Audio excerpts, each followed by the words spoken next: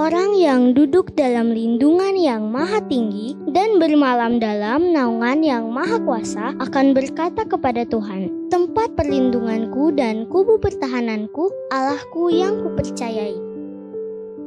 Sungguh, Dialah yang akan melepaskan engkau dari jerat penangkap burung, dari penyakit sampar yang busuk. Dengan kepaknya, Ia akan melindungi engkau, di bawah sayapnya engkau akan berlindung. Kesetiaannya ialah perisai dan pagar tembok.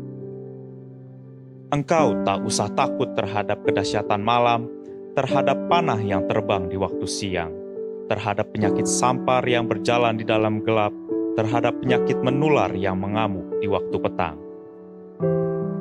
Walau 1.000 orang rebah di sisimu dan 10.000 di sebelah kananmu, tetapi itu tidak akan menimpamu. Engkau hanya menontonnya dengan matamu sendiri dan melihat pembalasan terhadap orang-orang fasik. Sebab Tuhan ialah tempat perlindunganmu, yang maha tinggi telah kau buat tempat perteduhanmu. Malapetaka tidak akan menimpa kamu, dan tulah tidak akan mendekat kepada kemahmu. Sebab malaikat-malaikatnya akan diperintahkannya kepadamu untuk menjaga engkau di segala jalanmu. Mereka akan menatang engkau di atas tangannya, supaya kakimu jangan terantuk kepada batu. Singa dan ular tedung akan kau langkahi, engkau akan menginjak anak singa dan ular naga. Sungguh hatinya melekat kepadaku, maka aku akan meluputkannya, aku akan membentenginya, sebab ia mengenal namaku. Bila ia berseru kepadaku, aku akan menjawab. Aku akan menyertai dia dalam kesesakan. Aku akan meluputkannya dan memuliakannya. Dengan panjang umur akan kukenyangkan dia dan akan kuperlihatkan kepadanya keselamatan daripadaku.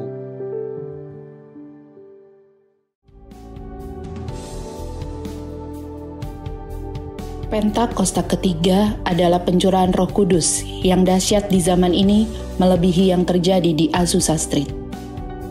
Pentakosta ketiga akan mengakibatkan penuaian jiwa yang terbesar dan yang terakhir sebelum Tuhan Yesus datang kembali.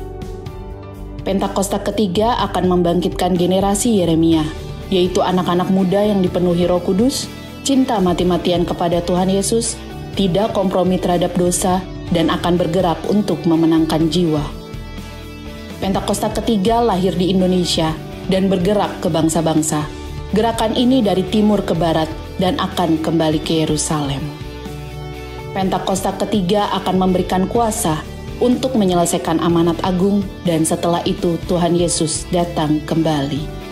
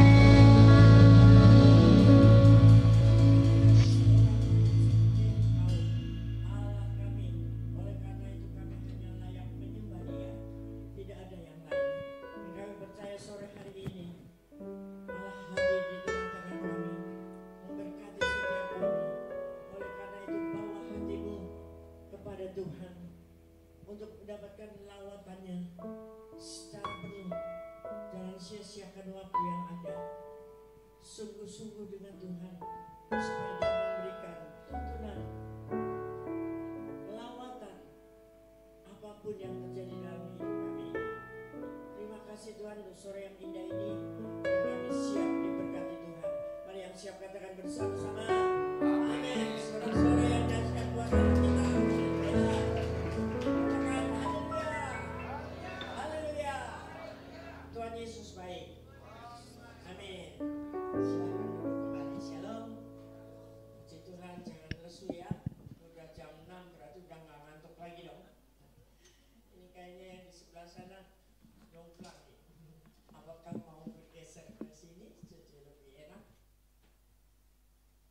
Gak apa-apa? Oke, puji Tuhan. Jadi tetap tema kita adalah berjaga-jaga. Amin. Amin. Ya, bulan yang lalu saya memberikan tema berjaga-jaga dengan cara intim dengan Tuhan dalam hadiratnya. Masih ingat ya? Nah, tadi pagi kita diperjelas oleh seorang hamba Tuhan, Pak Aristarkus, yang ketua JDM, tentang keintiman itu, saudara. Saya sendiri dapat berkat banyak pagi tadi. Jadi artinya memang kita harus intim dengan Tuhan sepenuhnya. Artinya menjadi lifestyle kita. Gaya hidup kita ini intim terus sama Tuhan. Itu tambahan-tambahan yang Dia berikan. Dan saya bersyukur karena ada penjelasan-penjelasan yang lebih lagi. Jadi sering saya sampaikan bahwa kita intim dengan Tuhan itu 24 jam. Tapi caranya bagaimana? Yaitu artinya kita tuh selalu ada kontak dengan surga, kontak dengan Tuhan kita. Apapun yang kita sedang lakukan, kita undang Dia secara roh, ya, untuk menemani kita menjawab setiap kerinduan-kerinduan kita atau masalah atau apapun. Contoh orang-orang yang sangat intim dengan Tuhan, yang melihat kita lihat hasil daripada kehidupan mereka adalah satu, Daud, di mana dia 7 kali sehari berada di rumah Tuhan, lebih baik, ya. Itu kerinduan Daud. Terus siapa lagi kecuali Daud? Daniel, orang yang sudah mempunyai kebiasaan ketika dia divonis untuk dihukum masuk ke gua singa, dia tidak terlalu kaget dan tidak terlalu kacau, galau. Karena apa? Dia mempunyai kebiasaan menghadap Tuhan 3 kali sehari. Ya, dikatakan dalam Daniel 6 ayat 11, dia naik ke tingkat atas dari rumahnya, berdoa memuji Tuhan seperti yang biasa dia lakukan. Artinya dia punya kebiasaan memuji, menyembah dan berdoa kepada Tuhan. Jadi masalah apapun yang datang dalam kehidupannya tidak terlalu shock menghadapinya. Amin, saudara. Amin. Kita intim dengan Tuhan tetap masih ada masalah. Ya. Jadi jangan anggap bahwa ketika kita intim semua beres, semua baik-baik saja. Siapa yang bilang, saudara? Ya. Nah, hari-hari ini kita terus tambahkan jalan berjaga-jaga ini dengan cara kita masuk lebih dalam untuk menjadi memuridkan orang,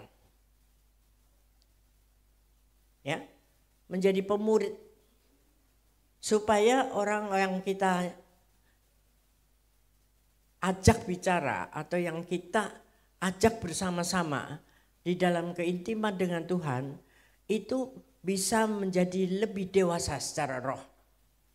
Tidak cengeng-cengeng lagi sebagai anak Tuhan. Apa-apa dikit sakit gigi udah kayaknya rasanya sudah mau mati. Ya, semua suruh mendoakan, semua suruh mendoakan. Jadi masalah itu besar ataupun kecil, ya, itu ada di dalam kehidupan kita. Pasti Tuhan memberi kemampuan kita untuk menghadapinya. 1 Korintus 3 ayat 10 kan. Masalah-masalah atau persoalan-persoalan apa itu yang diizinkan Tuhan terjadi tidak melebihi kekuatanmu. Itu. Ya. Jadi maju aja teruslah. Kita tidak usah menghiraukan hal-hal yang mungkin terjadi dalam hidup kita. Supaya kita ini bisa memberitakan hal-hal yang baik dari Tuhan. Jadi tidak tergantung bagaimana orang ikut Tuhan intim, ibadah setiap minggu, tambah kul, tambah WPI, tambah apa lagi. Tapi kok tetap aja ada masalah. Ya memang Tuhan tidak pernah berjanji bahwa hari akan siang terus. Tapi ada malam. Tuhan tidak pernah berjanji akan terus panas. Tetapi ada hujan. Gitu loh. Tapi yang Tuhan janjikan adalah apa? Kekuatan untuk menghadapinya. Ya. Jadi mari kita membawa siapa saja, orang ini kan reach everyone, ya. Kita visinya dari tempat kita Pak Niko ini adalah kita menjangkau setiap orang yang ada di seputar kita. Yang mungkin bisa kita ajak bersama-sama, yuk kita maju lebih baik lagi.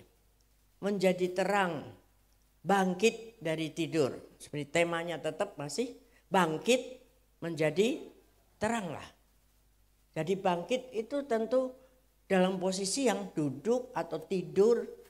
Banyak kita anak-anak Tuhan tidur, saudara. Apa tuh? Malas-malas, ogah-ogahan. Mungkin banyak tekanan, mungkin ada sakit penyakit, mungkin ada masalah-masalah lain yang membuat dia lesu, letih lesu. Padahal katanya kalau Allah beserta kita, kita adalah pemenang. Amin. Itulah, hadapi aja semuanya itu bersama Yesus. Karena Tuhan tidak pernah janji kita bebas masalah. Tuhan tidak pernah janji kita bebas sakit penyakit. Ya, bisa kita imani sembuh dalam nama Yesus. Tapi semuanya itu berdasarkan keputusan Tuhan. Kita tidak pernah tahu bagaimana yang terbaik yang Tuhan kehendaki dalam hidup kita. Tapi yang penting kita jalani aja bersama Tuhan. Ya, jadi mari kita semua membawa orang atau teman kita, keluarga kita, siapapun yang mungkin masih sedang tidur secara roh, ya, atau bahkan yang belum mengenal Tuhan, supaya kita ini pamerkan ada kekuatan yang dahsyat dari Tuhan. Bukan karena kita baik-baik saja, garis bawah itu. Bukan karena kita selalu happy dan luar biasa. Tetapi di saat kita menderita sekalipun, kita tetap mengatakan Tuhan Yesus baik. Itu yang penting. Jadi iman kita bukan ecek-ecek, saudara. Iman yang tingkatnya tinggi. Yang kelasnya seperti Daud. Yang anaknya sendiri mau matiin dia. Yang dikejar-kejar Saul sampai sebegitunya. Tapi dia tidak pernah goncang. Ya, Yonatan anaknya sendiri itu yang membela dia. Dan bahkan ada anaknya juga yang mengancam dia untuk membunuh dia karena tahta. Tapi dia tetap terus menghadapkan itu kepada Tuhan. Tidak pernah bergoyah. Ayub apalagi, ya?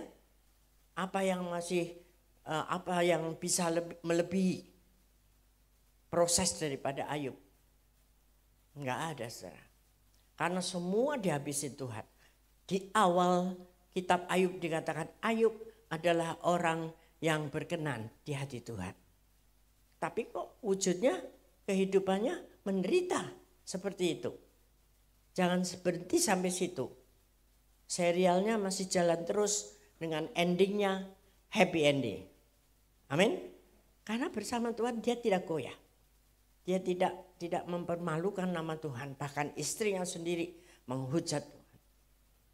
Meninggalkan dia dan bilang, hujatlah Allahmu itu.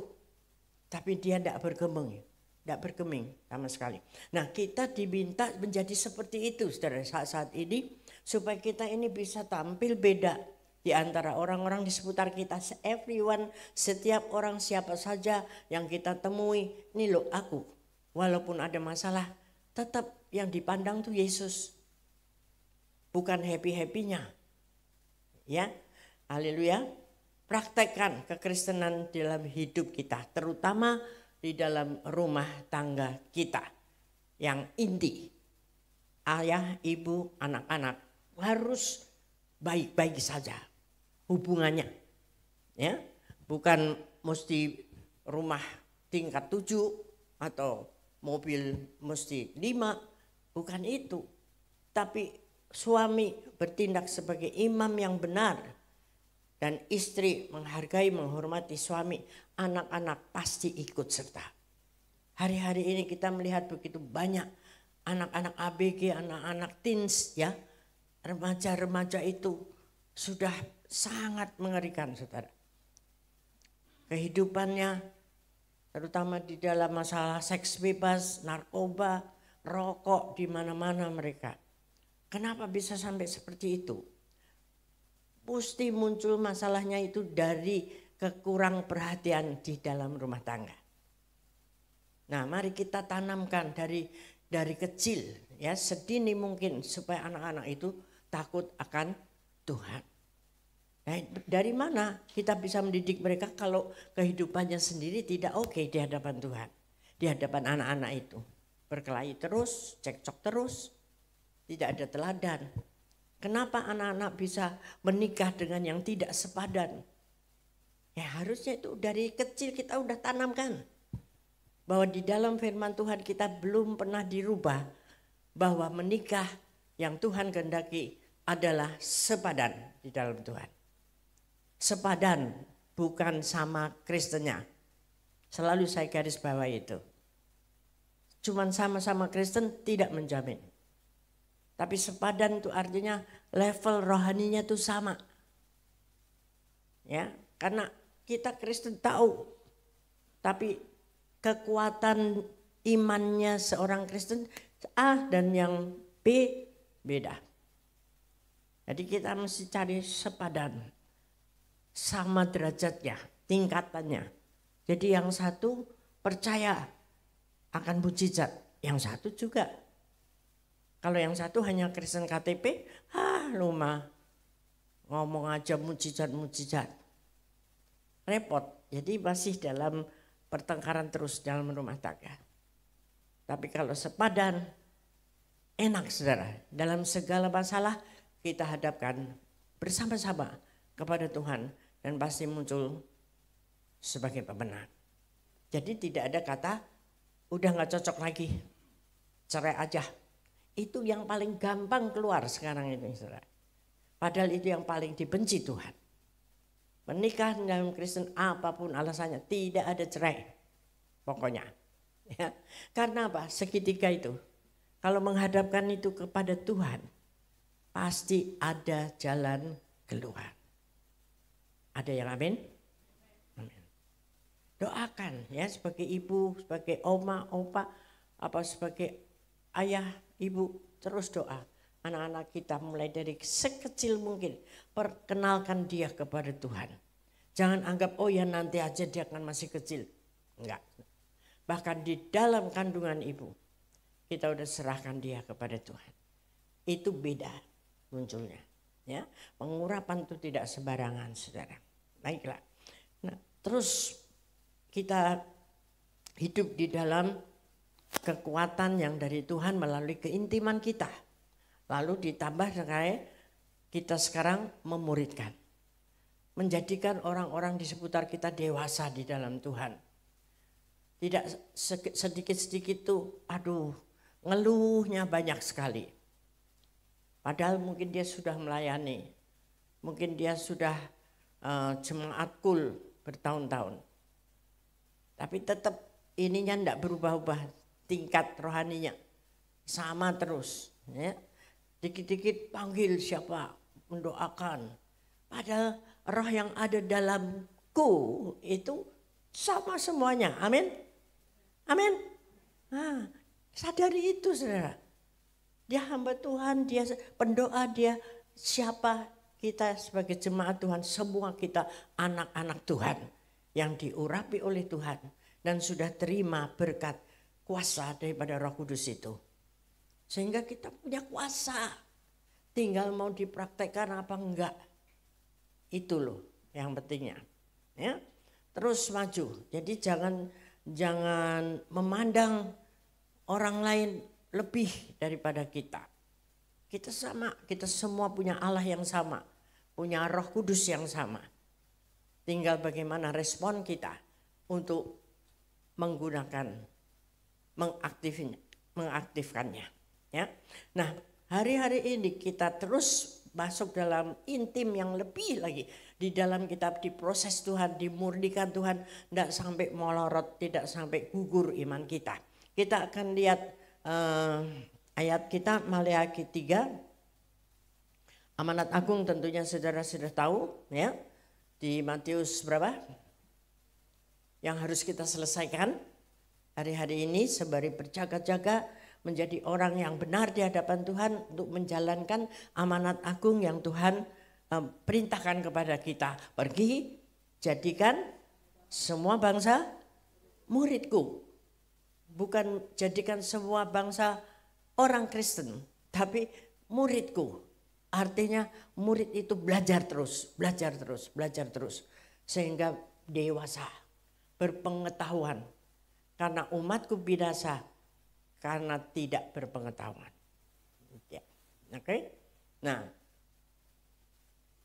Ini apa ini?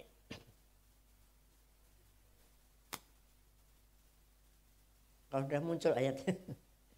Ya, Maleakhi 3 ya. Maleakhi 3 itu, betul? Ya. Kita akan baca Maleakhi 3 ini merupakan satu peringatan daripada Tuhan bahwa Dia akan datang memurnikan setiap kita. Nah, pemurnian ini kadang-kali bisa membuat kita tidak tahan. Kalau tidak intim lagi tadi sama Tuhan tuh. Itu gunanya. Intim tuh melekat terus seperti ranting dengan cabang. Kalau ini lepas sudah mati ranting ini. Tidak ada makanan dari cabang itu. Kita sama Tuhan mesti seperti itu. Ya, mari kita akan baca bergantian. Saya akan mulai ayat 1 sampai 5 nanti ya. Lihat, aku menyuruh utusanku supaya ia mempersiapkan jalan di hadapanku. Dengan mendadak Tuhan yang kamu cari itu akan masuk ke baitnya. Malaikat perjanjian yang kamu kehendaki itu sesungguhnya ia datang. Firman Tuhan semesta alam. Sebentar sebelum 2. Jadi secara garis bawahi mendadak saudara. Hari-hari ini banyak hal-hal yang mendadak, suddenly. Itu disampaikan oleh Pak Niko. Ini ayat dari Pak Niko juga dalam doa pengerja kita. Ya, bahwa sesuatu yang mendadak akan terjadi. Apa yang mendadak itu? Banyak hal. Mungkin sakit penyakit tiba-tiba datang, atau mungkin kematian, atau mungkin kebangkrutan, atau mungkin rumah habis kena gempa, kebakaran dan sebagainya. Apakah kita siap untuk itu? Ya. Nah, sesungguhnya I-nya besar, yaitu Allah sendiri datang, firman Tuhan. Ya, baik ayat 2 silakan bersama-sama 1, 2, 3.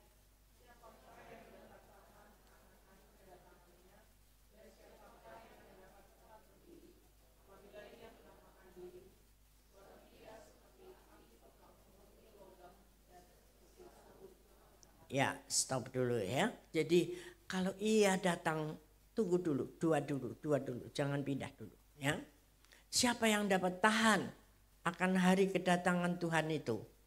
Karena itu seperti api tukang pemurni logam. Ya, seperti emas dan perak yang dimurnikan itu dibakar. Dibakar sampai lumer. Dan kotoran-kotorannya itu bisa dipisahkan. Itu namanya dimurnikan dengan api. Bukan kita dibakar hidup-hidup, tapi kita dibakar dengan api Roh Kudus itu. Roh Kudus yang di Pentakosta ketiga ini, bahasanya Pak Niko, yang terbesar dan yang terakhir, yang akan membakar setiap kita. Membakar apa? Membakar iman kita. Supaya tetap kokoh keluar seperti emas murni. Logam-logam yang dimurnikan itu menjadi murni. Tidak ada campurannya. Dan itu yang akan bertahan sampai akhir. Yang menghasilkan kemenangan-kemenangan bagi kemuliaan nama Tuhan. Dan Tuhan akan bilang, baiklah hambaku yang setia. Mari engkau masuk dalam kekekalan bersamaku. Itu yang kita nanti-nantikan, saudara. Ya, baik, ayat 3. Ia akan duduk seperti orang yang memurnikan dan mentahirkan perak, dan ia mentahirkan orang Lewi, menyucikan mereka seperti emas dan seperti perak, supaya mereka menjadi orang-orang yang mempersembahkan korban yang benar kepada Tuhan. Jadi kalau kita murni dimurnikan Tuhan, sakit ya, mengalami sesuatu yang berat dalam hidup kita, itu nanti kita menjadi orang yang benar di hadapan Tuhan, memberikan persembahan korban yang benar. Karena korban persembahan yang diharapkan Tuhan itu apa? Roma 12 ayat 1 dan 2. Hidupmu ya, yang hidupmu yang kudus dan berkenan di hadapan Tuhan. Itulah menjadi korban yang benar di hadapan Tuhan. Hidup kita. Terus 4 bersama-sama. 1, 2, 3. Maka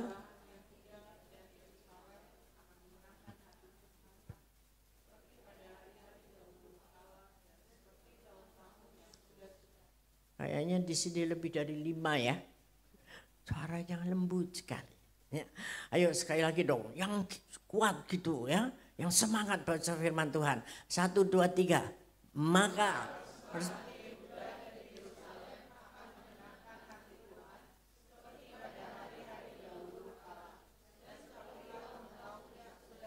nah ini penting ya, mari persembahan kita ini, persembahan hidup kita, persembahan kita secara kita menyembah Tuhan dari hati yang benar itu supaya menyenangkan hati Tuhan. Seperti dulu-dulu ketika kita pertama kali jatuh cinta dengan Tuhan. Kapan itu ya saudara yang tahu? Ya mungkin saya lahir udah Kristen. Atau bahasa saya lahir di gereja. Dari seorang ibu bapak yang memang Kristen.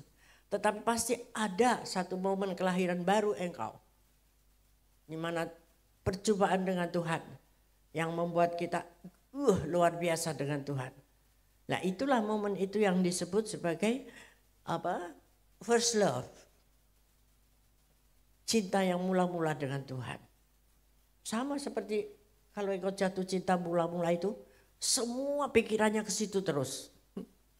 Benar nggak? Ada yang belum pernah jatuh cinta? Berarti kita harus periksakan itu ya, kalau nggak pernah jatuh cinta ya. Walaupun mungkin akhirnya tidak sampai menikah, tapi orang pasti pernah jatuh cinta. Ya enggak? Atau ada yang error dari saudara kalau itu belum pernah. Ya. Aneh gitu, manusia yang nggak pernah naksir orang lain. Lucu aja ya. Nah itulah bentuknya hati kita seperti itu. Yang disebut cinta mula-mula.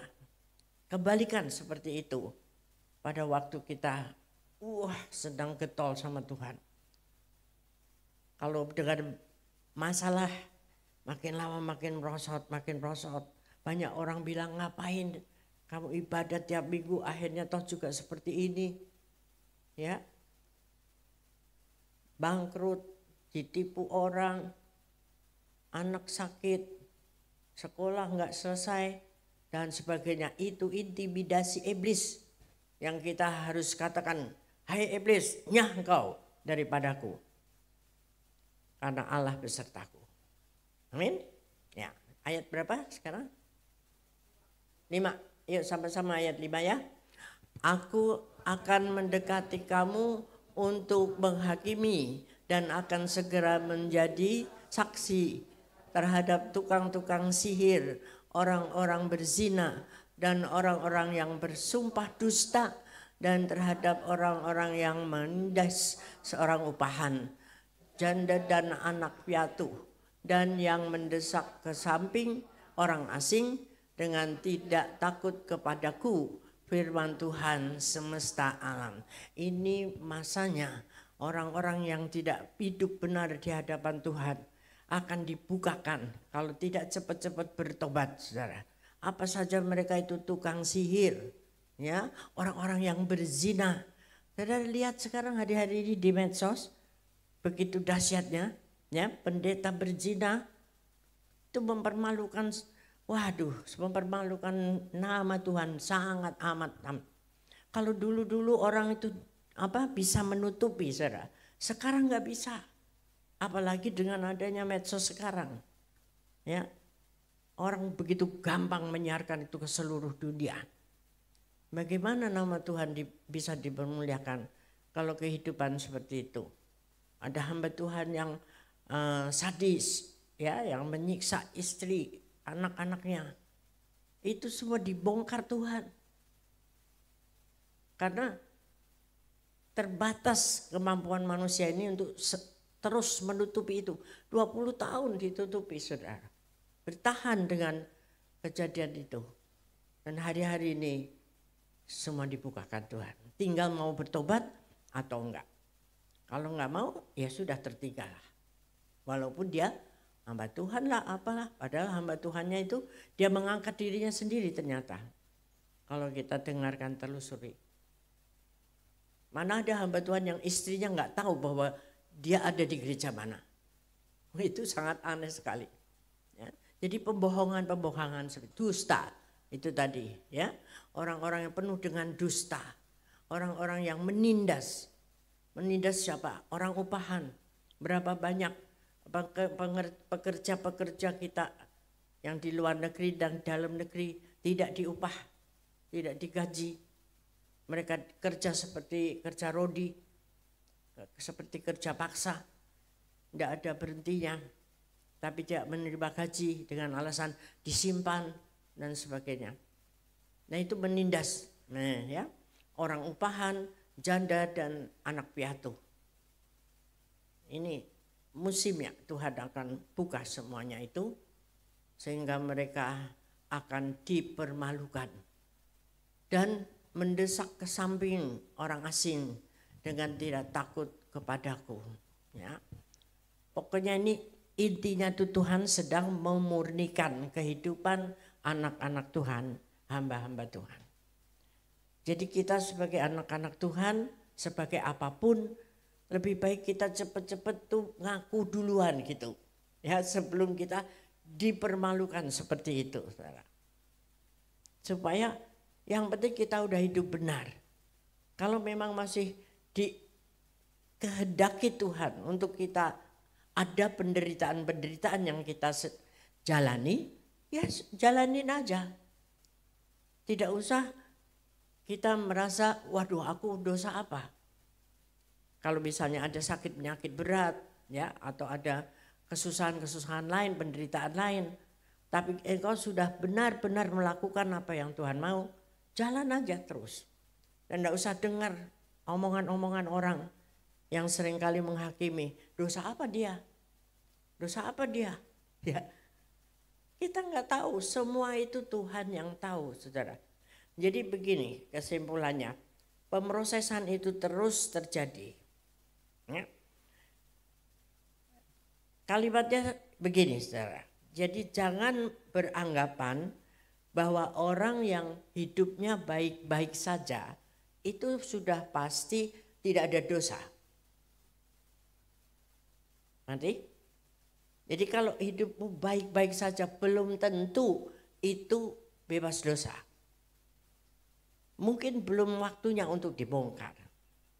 Kan kita melihat orang-orang yang tidak percaya Tuhan misalnya, ya, orang-orang yang misalnya cari kekayaan dari sumber-sumber yang enggak benar, sepertinya kan baik-baik saja. Tapi ada waktu nanti bahwa itu semua tadi akan dibongkar oleh Tuhan. Sebaliknya, ketika kita menderita masalah, sakit penyakit, jangan selalu diidentifikasikan bahwa itu pasti berdosa. Ngerti? Amin? Saudara tahu ya yang saya maksud ya? Jadi kalau orang menderita, orang ada beban, ada masalah, itu belum tentu bahwa itu karena dosanya. Amin. Amin ya. Sebab hanya Tuhan yang tahu. Karena kadang-kali kita diizinkan tuh karunia menderita, saudara, bahasanya. Ya, ada karunia untuk menderita. Jadi orang tuh ada yang diizinkan Tuhan untuk, di ayat firman Tuhan mengatakan tuh, ambil bagian dalam penderitaan Yesus. Ada yang dapatkan itu bagian dia. Tapi di dalam dia menderita, dia tidak berdosa. Di dalam dia menderita, dia menjadi saksi justru. Menjadi berkat bagi orang lain. Tidak ada masalah sebetulnya. Terima itu dengan sukacita. Yang penting itu ending terakhir nanti. Kita mau kemana? Surga atau neraka?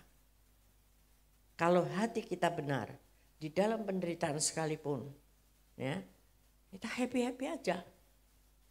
Apa itu? Bahasanya menikmati penderitaan. Nah ini nggak gampang kalau nggak intim dengan Tuhan. Tidak, ya seperti Ayub.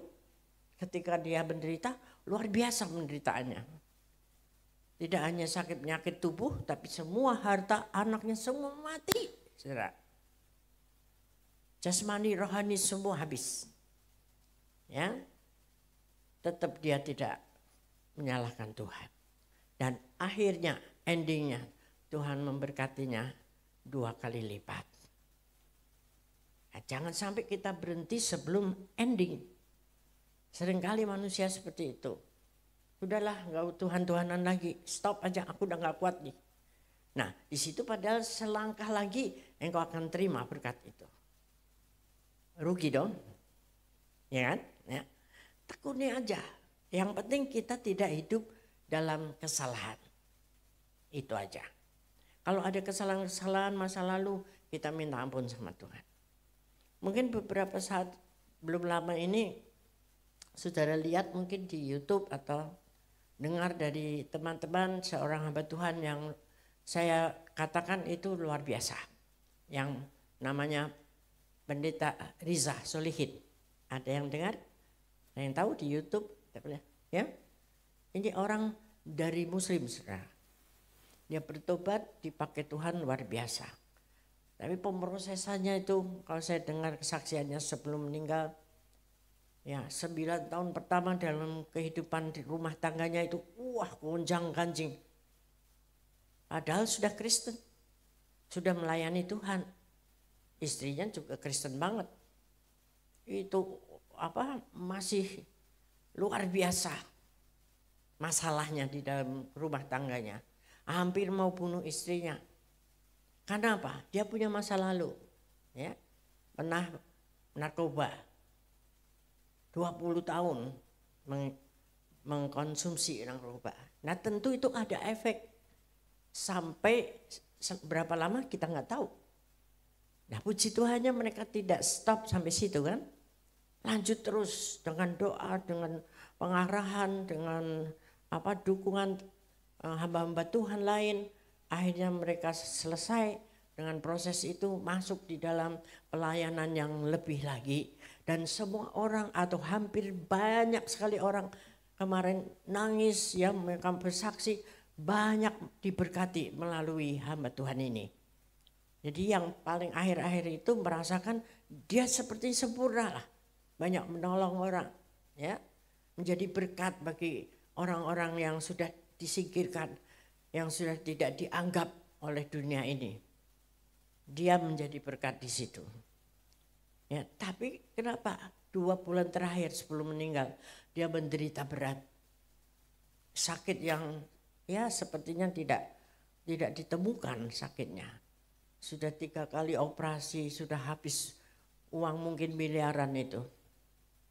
Di ICU 2 bulan coba berapa ini? Bentar. Kenapa mesti harus mengalami seperti itu?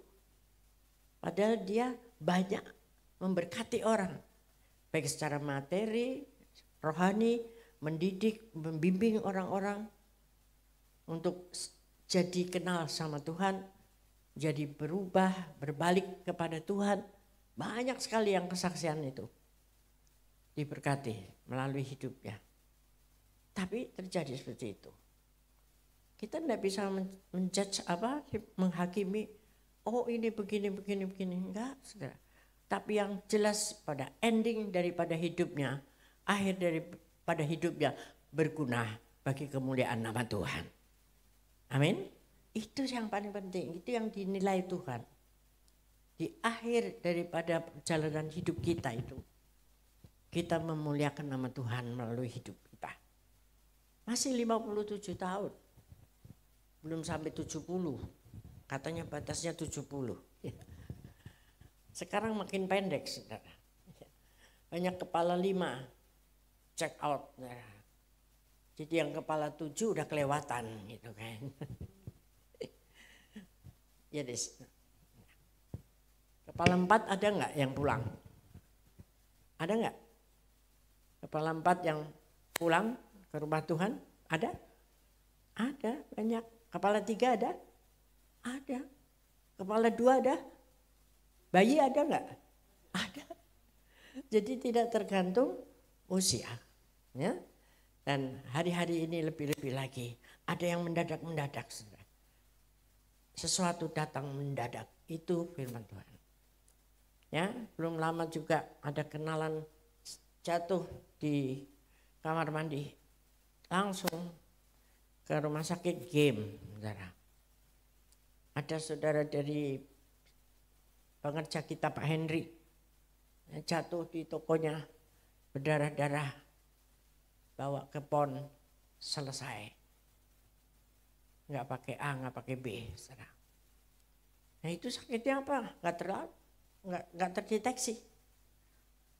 Ya, jadi hari-hari ini biarlah kita berjaga-jaga melalui kehidupan kita yang boleh menjadi orang-orang yang memuridkan orang lain. Katakan amin. Ya, jadi engkau tidak santai-santai. Ya, aku berjaga-jaga itu ibadah, berdoa, memberikan persembahan. Tidak hanya cukup itu. Karena Tuhan bilang go, reach everybody. Jamah atau jangkau setiap orang yang engkau temui melalui kehidupanmu yang tegar terus, imannya kokoh, walaupun badai ada. Ya, tadi lagu terakhir juga ada badai, tapi ada penyertaan Tuhan. Ya kan? Ini nanti Megatrust banyak isunya. Siapa yang takut? Enggak ada. Karena saya tidak di pantai, jangan bilang seperti itu ya. Megatrust itu bentuknya bisa macam-macam. Juga Megatrust dalam masalah hidup kita sendiri. Mungkin tidak secara fisik bumi, tapi engkau akan digoncang keras melalui masalah yang besar misalnya. Tetapi ketika ada keintimanmu dengan Tuhan, karena pegangan kita itu Tuhan Yesus. Amin. Ya. Jadi ada gempa bumi bisa terjadi, apa saja bisa terjadi. Tapi yang penting kita hanya pasrah gitu loh sama Tuhan tuh. Karena sekarang mau mati bisa, besok mati bisa, 10 tahun lagi juga. Akhirnya juga pasti. End. Ya. Makanya itu supaya kita berjaga-jaga juga itu, mengelola hidup kita menjadi hidup yang penuh dengan keintiman dengan Tuhan. Sehingga apapun terjadi kita siap aja. Siap siaga. Kenakan selengkap senjata Allah. Yang di Efesus 6. Ya, minggu pertama kemarin saya sampaikan kalau nggak salah.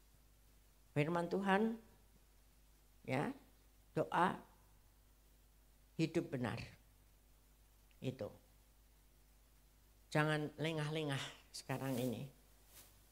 Karena yang suddenly bisa terjadi dalam kehidupan kita. Nah, kita kembali sekarang Maleakhi 4 ayat 5 dan 6 sebagai penutup.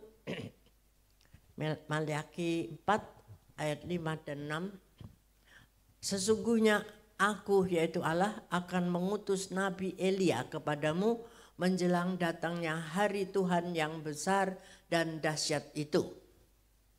Nah, maka ianya kecil, jadi itu adalah Nabi Elia itu dari roh Elia, akan membuat hati bapak-bapak berbalik kepada anak-anaknya dan hati anak-anak kepada bapak-bapaknya, supaya jangan aku Allah datang memukul bumi sehingga musnah. Nah, ini endingnya. Kita intim dengan Tuhan, berjaga-jaga terus perbaiki kehidupan kita, pemulihan terjadi, bereskan setiap hati, ya. Artinya di hati bapak-bapak berbalik kepada anak-anaknya. Kenapa disebut bapak kepada anak, bukan ibu? Karena bapak yang seringkali membuat hati anak-anak itu remuk redam, saudara. Biasanya lebih galak gitu, ya. Tapi sekarang banyak ibu-ibu yang galak juga, saudara, ya. Karena mungkin pengaruh zaman atau pengaruh makanan, nggak ngerti deh. Ibu-ibu lebih galak, bahkan suaminya takut sama dia, saudara. Nah, ini perubahan zaman, saudara. Tapi pokoknya yang penting itu hati yang menyakiti itu berbalik untuk membereskannya. Intinya itu begitu. Ada roh ini, roh Elia ini diturunkan ketika kita sudah intim dengan Tuhan. Kita minta Tuhan membereskan kita. Ada pemulihan-pemulihan yang dahsyat terjadi supaya jangan Allah datang memukul bumi, memukul kita sehingga musnah. Kalau tidak nurut, tidak mau memulihkan, kita binasa loh, saudara. Saya jelas tahu itu hamba Tuhan yang besar sekali. Pasti tahu kalau sebutkan itu. Ya, gerejanya sangat besar. Dia berbuat salah dalam kehidupan keluarga. Sudah banyak yang negur, tapi dia nggak mau. Teruskan, sampai akhirnya dia sakit, stroke, ya. Anaknya juga tidak mau menerima dia, dan sampai akhir hidupnya hanya bersama dengan selingkuhannya itu saja, saudara. Matinya pun, waduh, mengerikan. Padahal itu gereja dia yang bangun. Tidak bisa ditaruh di gereja itu, di rumah duka. Dan memang berduka benar-benar melihat seorang hamba Tuhan yang keren seperti itu, matinya seperti itu. Banyak, ya, di firman Tuhan di Alkitab kita, Perjanjian Lama, raja-raja juga semua yang berpaling daripada Tuhan, matinya semua mengenaskan. Artinya itu bahasanya binasa. Sampai ada yang dimakan anjing, ya. Dagingnya pun habis, tidak terkuburkan. Ngeri toh, kita tidak mau. Kita hidup dan mati diberkati Tuhan. Amin. Mati pun kita menjadi berkat buat orang banyak. Artinya apa? Orang melihat enggak hanya di papan nisan kita, dia sudah mengakhiri pertandingan padahal masih banyak utangnya. Masih banyak yang sakit hati sama dia. Tetapi benar-benar orang akan berkata, dia orang yang baik dan benar di hadapan Tuhan, bukan di hadapan manusia saja. Ya, dan ketika acara-acara penghiburan itu menjadi KKR, menjadi satu penghiburan buat yang mati, bukan buat yang hidup, buat orang yang hadir. Ada yang dijamah Tuhan melalui ibadah-ibadah itu. Itu artinya kita mati jadi berkat. Amin, amin. Ya, jadi marilah kita benahi hidup kita sungguh-sungguh berjaga-jaga sambil kita memuridkan orang lain, tentu saja kita sudah menjadi murid yang baik di hadapan Tuhan. Yang setuju katakan amin.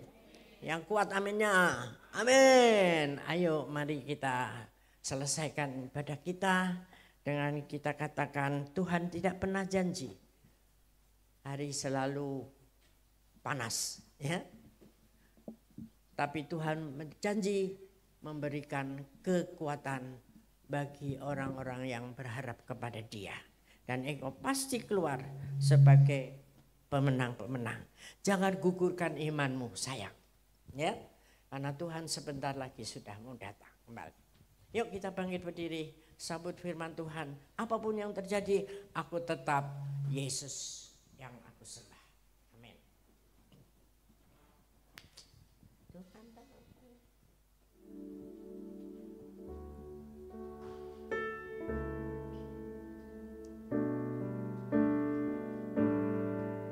Tuhan tak pernah janji langit selalu biru, tetapi Dia berjanji selalu menyertai.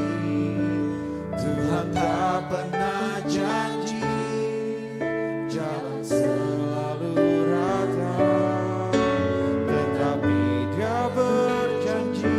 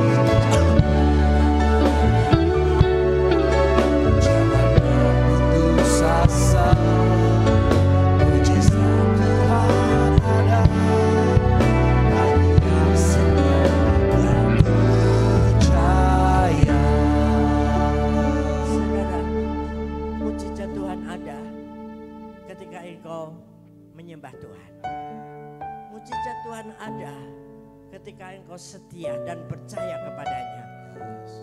Makanya lakukan aja itu. Lakukan saja itu. Baik atau tidak baik waktunya. Jangan pernah menyerah. Tapi menyembah Tuhan terus. Setia dan percaya kepada Tuhan. Katakan amin. Haleluya. Terima kasih Tuhan. Untuk firman sore hari ini. Biarlah kami lebih lagi mengerti bahwa kami harus tekun di dalam iman kami. Melalui keintiman kami dengan Engkau Tuhan. Ada Tuhan menjamin Engkau bersama kami selamanya. Ketika kehidupan kami menyenangkan Engkau. ketika kehidupan kami setia dan terus menyembah Tuhan, tidak berpaling kepada Tuhan yang lain. Walaupun keadaan kami tidak baik, tetapi kami tetap mau menyenangkan Tuhan. Dan Tuhan pasti bertanggung jawab atas kehidupan kita semua. Haleluya, haleluya. Yang percaya katakan amin. Haleluya, terima kasih Tuhan. Terima kasih Tuhan untuk kasih setia yang ku alami dalam hidupku. Terima kasih Yesus untuk kebaikan-Mu sepanjang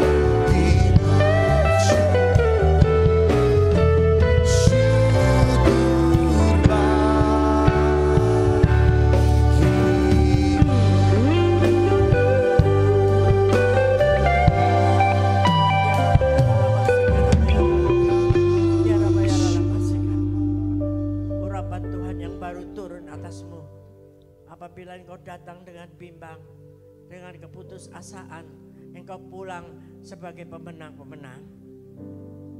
Kembali pemulihan-pemulihan terjadi daripada Tuhan. Apapun yang menjadi masalah di dalam kehidupanmu, tidak ada masalah lagi bersama Tuhan. Karena imanmu yang bangkit bersama Tuhan dan boleh menjadi berkat bagi orang lain, memenangkan jiwa-jiwa, memuridkannya, dan boleh Tuhan disenangkan. Kiranya Roh Kudus terus menyertai engkau hari ini sampai selama-lamanya. Mari terima berkat Tuhan, yaitu berkat damai dan sejahtera Tuhan yang berlimpah-limpah, kasih damai sejahtera anugerah kuasa Tuhan di dalam kuasanya yang dahsyat itu turun atas saudara semua dari malam hari ini sampai Maranatha Tuhan Yesus datang kembali. Tetap setia kepadanya. Haleluya, amin. Tuhan Yesus memberkati. Selamat hari Minggu. Bapak Ibu Saudara bisa bersatu sejenak mengucap syukur atas ibadah sore hari